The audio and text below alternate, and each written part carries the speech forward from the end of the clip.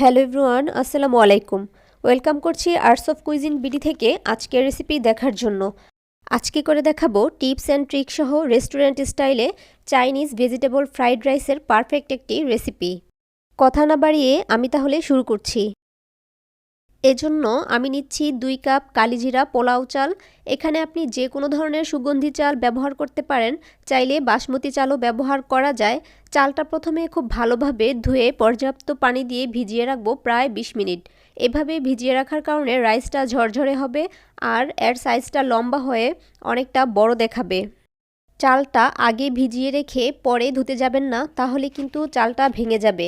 চালটা ভেজানোর আগেই ধুয়ে নিতে হবে। 20 মিনিট পর পানি থেকে একটা চালনিতে তুলে নিয়েছি পানি ঝরার জন্য। আর এখানে চালটা সেদ্ধ করার জন্য একটা প্যানে পর্যাপ্ত পানি গরম করে নিয়েছি। এই পানিতে দিয়ে দিলাম 1 টেবিল চামচ সয়াবিন তেল, পরিমাণ মতো লবণ। এখানে তেল দেওয়ার কারণে রাইসটা খুব বেশি চিটচিটে হবে না, ঝরঝরে থাকবে। বলক চলে আসছে। এই ফুটন্ত গরম পানিতে আমি এখন চালটা দিয়ে দিব। এ পর্যায়ে চুলার আঁচটা হাই ফ্লেমে আছে।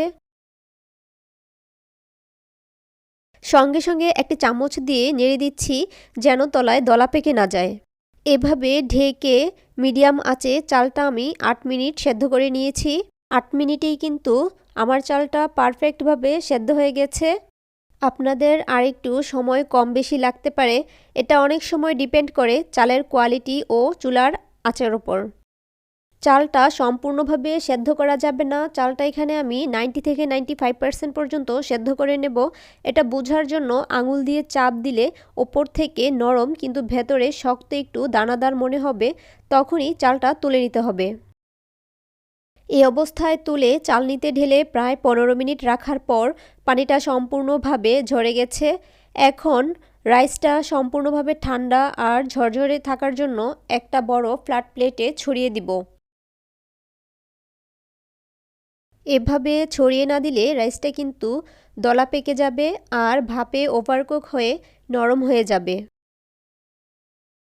আজকের ফ্রাইড রাইসের জন্য এখানে ভেজিটেবল নিয়েছি মটরশুঁটি, গাজর, বাঁধাকপি, ক্যাপসিকাম এভাবে কুচি করে কেটে নিয়েছি। এখানে প্রত্যেকটি সবজি হাফ কাপ করে আছে আর 3 থেকে 4টি পেঁয়াজ কলির স্টিক ছোট ছোট টুকরো করে এভাবে কেটে নিয়েছি। 4টি কাঁচামরিচ কুচি করে নিয়েছি। এখন প্রথমেই আমি 2টি ডিম স্ক্র্যাম্বল করে নিব। এজন্য প্যানে দিলাম 1 টেবিল চামচ সাদা তেল। এর মাঝে 2টি ডিম ভেঙে দিচ্ছি। সামান্য লবণ ও গোলমরিচের গুঁড়া ছড়িয়ে দিয়ে সঙ্গে সঙ্গে নেড়েচেড়ে ঝুরঝুরে করে নিব। 1 থেকে 1.5 মিনিট ভেজেই তুলে নিব। খুব বেশিক্ষণ চুলায় বা প্যানে রাখা যাবে না, তাহলে শক্ত হয়ে রাবারি একটা টেক্সচার চলে আসবে। হয়ে গেছে, আমি তুলে নিচ্ছি। এখন এই প্যানেই আমি বাটার নিচ্ছি প্রায় 100 গ্রাম। এটা মেল্ট হওয়ার পর প্রায় 3 টেবিল চামচ পরিমাণ হবে। চাইলে আপনি এখানে বাটারের পরিবর্তে সয়াবিন তেল ব্যবহার করতে পারেন, তবে রেস্টুরেন্টের অথেন্টিক টেস্ট পেতে বাটারই ব্যবহার করতে হবে। সম্পূর্ণভাবে মেল্ট হওয়ার পর দিচ্ছি 1 টেবিল চামচ রসুন কুচি। রসুনটা আমি ব্রাউন কালার করে ভাজবো না, জাস্ট কয়েক সেকেন্ড একটু নেড়েচেড়ে নিব। এ পর্যায়ে প্রথমেই দিচ্ছি গাজর কুচি আর মটরশুঁটি। যেহেতু এগুলো সেদ্ধ হতে একটু সময় বেশি লাগে, তাই আমি প্রথমে এই সবজিগুলো 1 থেকে 1.5 মিনিট ভেজে নিব। দিচ্ছি সামান্য লবণ। যেহেতু রাইসে লবণ দেয়া আছে, তাই লবণটা এখানে বুঝে ব্যবহার করতে হবে। প্রায় 2 মিনিট ভাজার পর বাকি সবজিগুলো দিয়ে দিচ্ছি। সবজিগুলো ঢেকে সেদ্ধ করা যাবে না, তাহলে ওভারকুক হয়ে সবজির ক্রাঞ্চি ভাবটা নষ্ট হয়ে যাবে। খোলা প্যানেই একটু নেড়েচেড়ে ভেজে নিব। পারফেক্ট চাইনিজ ভেজিটেবল ফ্রাইড রাইসে সবজিগুলো কিন্তু একটু শক্ত থাকে, এতে সবজির কালারটাও সুন্দর থাকে। এ পর্যায়ে দিয়ে দিচ্ছি সবটা রাইস। দিচ্ছি 1 চা চামচ গোলমরিচ গুঁড়ো। দিচ্ছি স্ক্র্যাম্বল করা ডিম।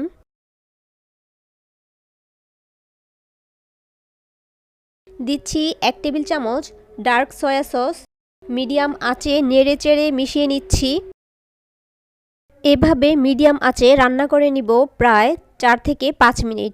এ পর্যায়ে আমি আর ঢাকনা ব্যবহার করব না, অনবরত নেড়েচেড়েই এটাকে রান্না করে নিতে হবে। প্রিয় ভিউয়ার্স, আমার ভিডিওগুলো যদি আপনাদের ভালো লাগে তাহলে প্লিজ চ্যানেলটি সাবস্ক্রাইব করে রাখবেন আর পরবর্তী ভিডিওর নোটিফিকেশান সবার আগে পেতে বেল আইকনটি প্রেস করে রাখবেন।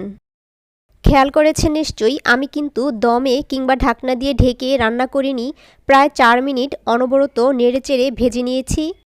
শেষ মুহূর্তে দিচ্ছি সামান্য টেস্টিং সল্ট। আবারও খুব ভালোভাবে নেড়েচেড়ে মিশিয়ে নিচ্ছি। এটা সম্পূর্ণভাবে রান্না হয়ে গেছে, আমি এখনই তুলে নিচ্ছি। আশা করছি আজকের রেসিপিটি আপনাদের ভালো লেগেছে। ভালো লাগলে ভিডিওতে একটি লাইক দিয়ে বন্ধুদের মাঝে শেয়ার করে দিবেন। কারো কিছু প্রশ্ন থাকলে কমেন্টে জানাবেন। সবার সুস্থতা কামনা করে বিদায় নিচ্ছি। আল্লাহ হাফেজ।